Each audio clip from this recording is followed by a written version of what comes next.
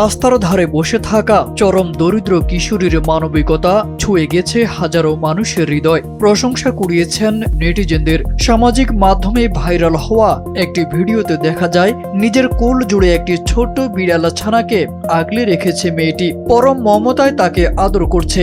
শুধু তাই নয়, পাশে এসে দাঁড়িয়েছে একটি পথ কুকুরও। আর মেয়েটি দুটি প্রাণীকেই সমান মমতায় আদর করছে। জীবনের কঠিন বাস্তবতায় বেড়ে ওঠা এই মেয়েটির নিজের হয়তো পর্যাপ্ত খাবার, নিরাপদ আশ্রয় কিংবা স্বাচ্ছন্দ্যপূর্ণ জীবন নেই, তবুও তার হৃদয়ে রয়েছে অসীম ভালোবাসা ও সহমর্মিতা।